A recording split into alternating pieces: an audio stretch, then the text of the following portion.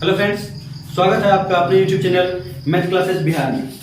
जैसा कि मैंने कल के भी वीडियो में आपको बताया था कि इस चैनल पे आपको क्लास 9th एवं क्लास 10th के मैथ का कंप्लीट सॉल्यूशन मिलेगा। तो फ्रेंड्स, आज का जो हमारा ये अध्याय है ये वास्तविक संख्या से है, जो क्लास 10th के प्रथम अध्याय से है। और फ्रेंड्स, एक बात आपको और बताना चाहता हूँ कि इस चैनल पे जितने भी वीडियो आते हैं, अगर आप उसे रेगुलर देखते हैं तो बेशक ही आप मैट्रिक परीक्षा में सफलता प्राप्त करेंगे। और मैं गारंटी देता हूं कि आपको कहीं अन्य जगह ट्यूशन करने की आवश्यकता नहीं पड़ेगी। तो चलिए शुरू करते हैं। संख्याओं के बारे में तो आपने क्लास 9th में पढ़ा ही होगा, लेकिन थोड़ा सा उनका रिवीजन कर लेते हैं ताकि इस अध्याय में आपको तनिक भी दिक्कत का सामना नहीं करना पड़े। तो चलिए थोड़े से इन संख्याओं के बारे में हम जानते हैं कि इन संख्याओं का इंग्लिश नाम क्या है, इन्हें किन लेटर से सूचित किया जाता है। जैसे कि ये प्राकृत संख्या जो है इन्हें नेचुरल नंबर कहा जाता है, और इन्हें n से सूचित किया जाता है। पूर्ण संख्या को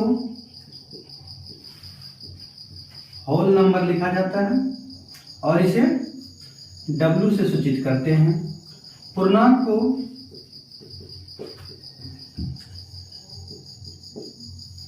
इंटीग्रल्स करते हैं अंग्रेजी में, और इसे Z से सूचित करते हैं। परिमेय संख्या को रेशनल नंबर,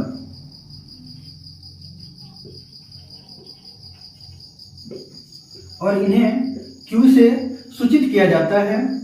अपरिमेय संख्या को इरेशनल नंबर,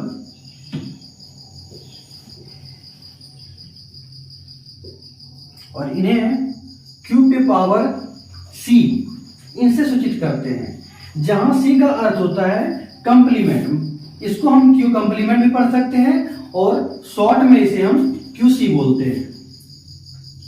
और वास्तविक संख्या जो है रियल नंबर, रियल नंबर को R से डिनोट किया जाता है। चलिए एक नजर अब इन संख्याओं पे डालते हैं कि आखिर हम इन्हें पहचानेंगे कैसे। अगर संख्याएं लिखी हो तो हम उन्हें कैसे जानेंगे कि कौन सा संख्या प्राकृत संख्या है, कौन पूर्ण है, कौन पूर्णांक है, कौन परिमेय अपरिमेय है और कौन वास्तविक है। तो चलिए इनको पहचानने के नियम हम जान लेते हैं कि आखिर कौन सा है। प्राकृत संख्या, गिनती की संख्या तो आप जानते ही होंगे। जैसे कि मेरे हाथ में कितने मार्कर हैं? 1। ये कितनी अंगुलियां हैं? 2। हाथ में कितनी अंगुलियां हैं? 5। तो ये सब जो नंबर है गिनती की संख्या, जैसे 1, 2, 3, 4, 5, और ये अनंत तक बढ़ते चले जाएगा। इनका कोई अंत नहीं होता, संख्याओं का कोई अंत नहीं होता है। तो इन्हें हम नेचुरल नंबर, प्राकृत संख्या कहते हैं। अब ये बताइए, इनके बारे में तो मैंने जान लिया, लेकिन शून्य भी है एक। जैसे कि अगर ये मार्कर मेरे पास नहीं है और कोई हमसे पूछे कि आपके पास कितना मार्कर है, तो हम क्या बोलेंगे? एक भी नहीं। एक भी नहीं का मतलब शून्य होता है। तो अगर हम नेचुरल नंबर में शून्य को शामिल कर लेते हैं, शून्य 1, 2, 3, 4, 5, और ये भी अनंत तक चली जाएगी। तो ये हमारा होल नंबर हो गया। उसके बाद है पूर्णांक। तो पूर्णांक किसे कहते हैं? अब देखिए, ये तो सब प्लस में है, जितने भी संख्या हैं 1, 2, 3, 4, 5, जितने भी संख्या हैं सभी प्लस में है। लेकिन ऋणात्मक में भी तो संख्याएं होती है, जैसे कि -1, -2। तो ये जो शून्य है, हम जानते हैं शून्य के दाईं ओर 1, 2, 3, 4, 5, तो ये सब धनात्मक में रहता है। जबकि शून्य के बाईं ओर -1, -2, -3 ... अर्थात शून्य के बाईं ओर माइनस में है और शून्य के दाईं ओर प्लस में है, तो इन संख्याओं को हम लोग क्या बोलते हैं, पूर्णांक कहा जाता है। इन्हें हम पूर्णांक कहते हैं। पूर्णांक में सारी संख्याएं आ गई, 1 2 3 4 जितना भी ये सब सारा प्लस में है, और बाकी माइनस की जितनी भी संख्याएं हैं वो भी चलेगी। डॉट डॉट का मतलब है ये भी बढ़ते रहेगा, और इधर भी ये संख्याओं का अंत नहीं है। जीरो जो है वो न्यूट्रल होता है, ना वो प्लस होता है और ना ही वो माइनस होता है। अब है परिमेय संख्या, रेशनल नंबर। अब देखिए परिमेय संख्या किसे कहते हैं। हमने किताबों में जिसे पढ़ा है कि जिन्हें हम p बाई क्यू के रूप में लिख सकते हैं। किस रूप में? p बाई क्यू के रूप में। उन्हें हम क्या कहते हैं? परिमेय संख्या कहते हैं। और p और q क्या है? जहां p एवं q कोई पूर्णांक है, अर्थात p और q ये क्या होंगे? कोई पूर्णांक। पूर्णांक क्या है? -1, -2, -3, ये माइनस में भी और प्लस में भी जितनी संख्या है सारा, मतलब p और q का मान इनमें से ही कुछ होगा। लेकिन q को कभी भी 0 के बराबर नहीं करना है। q जो है हमेशा 0 से, या तो आप माइनस में इनको जैसे 1 2 3 4 कुछ भी संख्या इनको मतलब इसमें रख सकते हैं, लेकिन q कभी भी भूल से भी हम इन्हें 0 के बराबर नहीं करेंगे, क्योंकि 0 से अगर किसी संख्या में हम भाग दे देते हैं तो इसका अर्थ होता है कि वो अनंत, जिसका कोई अंत नहीं हो, मतलब बहुत ज्यादा इसका कहने का अर्थ है। तो हम जो है वैसी संख्याओं को नहीं लिख सकते हैं। इसलिए मैथमेटिक्स में 0 से किसी भी संख्या में भाग नहीं दिया जाता है। अब है इरेशनल नंबर, अपरिमेय संख्या। अपरिमेय संख्या क्या है? तो जिन्हें हम p बाई क्यू के रूप में नहीं लिख सकते हैं, वही हमारा क्या होता है? Irrational number. तो देखिए इनमें तो जैसे 1 2 3 4 5 का बात हो गया, 0 भी इनमें लगा दिए। अब माइनस का भी बात हो गया। अब p बाई क्यू इनका भी बात हो गया कि जहां p बाई क्यू कोई भी पूर्णांक हो, जैसे मान लेते हैं हम 2/2 है ना, इनके नीचे 1 रख लिए, तो कोई भी संख्या के नीचे अगर कुछ नहीं रहता है तो उनमें 1 रहता है, इसलिए ये भी एक परिमेय है। 3/2 रखे, ये भी परिमेय है। तो ये सारा क्या है कि इसी पूर्णांक से लिया गया है, इसलिए ये परिमेय है। तो जिसको हम इस तरह रूप में मतलब p बाई क्यू के रूप में नहीं लिख सकते हैं वो अपरिमेय है। तो किन संख्याओं को नहीं लिख सकते हैं? रूट में जितनी भी संख्याएं हैं, रूट में जितनी भी संख्याएं हैं हम उन्हें नहीं लिख सकते हैं। जैसे कि √2, √3, √5। अब आपके मन में एक सवाल आता होगा कि ये √2 जो है इसके नीचे हम 1 तो लिख सकते हैं। अगर 1 लिखे तो ये परिमेय हो गया, लेकिन परिमेय के लिए शर्त क्या है कि जहां p एवं q कोई पूर्णांक है, लेकिन आपको ये पूर्णांक संख्या में कहीं भी √2 नजर आ रहा है क्या? नहीं आ रहा है ना, तो इसका मतलब √2 पूर्णांक नहीं है। और ये जब पूर्णांक नहीं है तो इसको हम p बाई क्यू के रूप में भी नहीं लिख सकते हैं। इस तरह से इस तरह की जितनी भी संख्याएं होती हैं, रूट के अंदर जितनी भी संख्याएं होंगी, सारी संख्याएं क्या होंगी? तो वो अपरिमेय होंगी। अब देखिए वास्तविक संख्या क्या है? तो वास्तविक संख्या परिमेय संख्या और प्लस अपरिमेय संख्या, इन्हीं को हम लोग वास्तविक संख्या कहते हैं। अर्थात जितने भी नंबर परिमेय संख्या में लिखा हुआ है और जितने भी नंबर अपरिमेय संख्या में है, सारी संख्याओं को हम क्या कर सकते हैं? वास्तविक संख्या। क्योंकि इन्हीं दोनों में जितनी संख्याएं आती है, सारी संख्याएं हमारे वास्तविक संख्या है। अब फ्रेंड्स, आपके मन में एक और सवाल आता होगा। मैथ में कभी कभी हम पाई और 22/7 इन दोनों का कंपैरिजन करते हैं तो इनमें सस्पेंशन रहता है हमें कि आखिर पाई जो है वो लिखा हुआ है कि अपरिमेय है, जबकि 22/7 को परिमेय लिखा जाता है। ऐसा क्यों? जबकि हम पाई बराबर 22/7 मान लेते हैं, फिर भी एक अपरिमेय है तो एक परिमेय है। ऐसा तो नहीं होना चाहिए।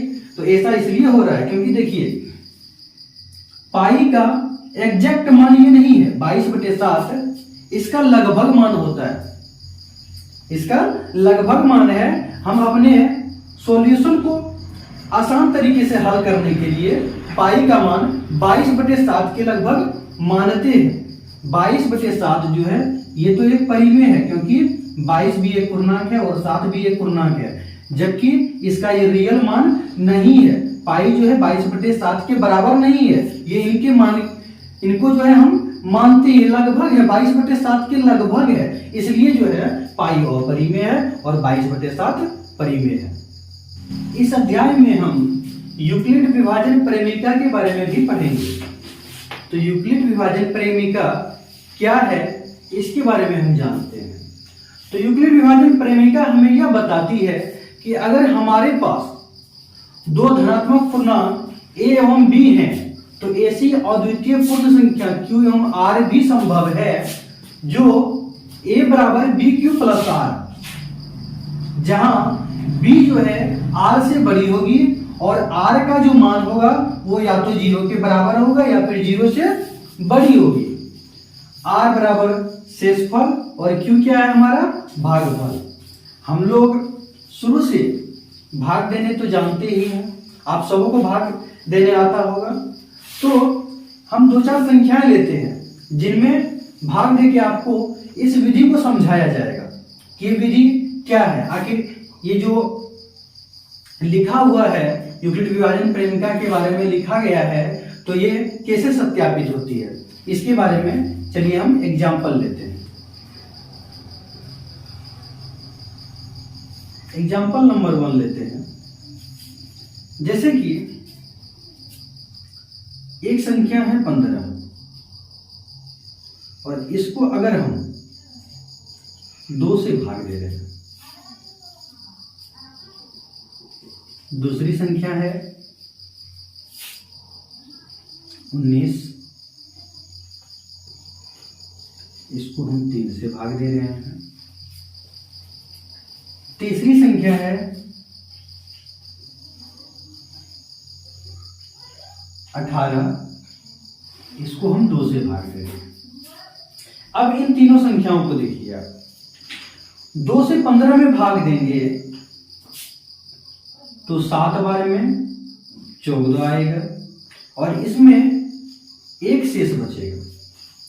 3 से जब हम 19 में भाग देंगे तो 6 बार में 18 और इनमें एक शेष बचेगा और 2 से जब हम 18 में भाग देते हैं तो 9 बार में 18 आता है और शेषफल 0 बचता है। तो a बराबर bq प्लस r जो है इस फॉर्मूले पे हम इनको बैठाते हैं। जैसे कि हम जानते हैं कि भाज्य बराबर भाजक गुना भागफल जोड़ शेष, ये सूत्र है ना। तो भाज्य a को मानेंगे, भाजक b हो गया, भागफल q है और शेष को हमने r माना है। तो इनको हम बिठाते हैं। यहां भाज्य कौन सा है, ये भाज्य है, ये भाजक है, ये भागफल और एक हमारा शेष है। अब इनको इस फॉर्मेट पे बिठाते हैं। a का मान 15 है, b बराबर 2 गुने q का मान 7 प्लस r, रेस्ट कितना बचा, शेष कितना है हमारा 1, तो 15 बराबर 2 गुने 7 प्लस 1, 2 सत्ते 14 प्लस 1 15 बराबर 15। तो यही जो है हमारा a बराबर बी क्यू प्लस आर, यही यूक्लिड विभाजन प्रमेय का है। इसमें भी a बराबर बी क्यू प्लस आर के फॉर्मूला पे इनको अगर हम बिठाते हैं तो 19 बराबर 3 गुना 6 प्लस 1, 19 बराबर 18 प्लस 1, 19 बराबर 19। और तीसरा जो है हमारा 18, तो इनको 18 बराबर फॉर्मूला पे बिठाते हैं इनको, a बराबर बी क्यू प्लस आर, 18 बराबर 2 गुने 9 प्लस 0, 18 बराबर 18 प्लस 0, 18 बराबर 18। अब ये तीनों हमने जो भाग दिया ये सभी किस फॉर्मूला पर बैठा, इन्हीं पे ना, a बराबर बी क्यू प्लस आर। तो यहाँ पे क्या है, यही जो फॉर्मूला है इसी को हम यूक्लिड विभाजन प्रमेयिका कहते हैं। तो आशा करते हैं आप लोगों को ये समझ में आया होगा, और इतने तो बताने की जरूरत भी नहीं थी, डायरेक्ट हम क्वेश्चन आंसर ही शुरू कर देते।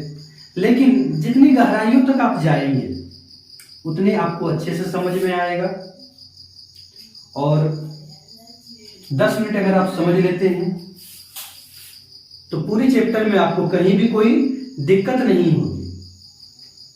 आशा करते हैं आपको ये वीडियो पसंद आया होगा, और कहीं भी अगर आपको परेशानी होती है इस चैप्टर में या पूरी चैनल पे कोई भी वीडियो में अगर आपको परेशानी होती है तो आप कमेंट में हमें बता सकते हैं, आपकी समस्या का निदान किया जाएगा।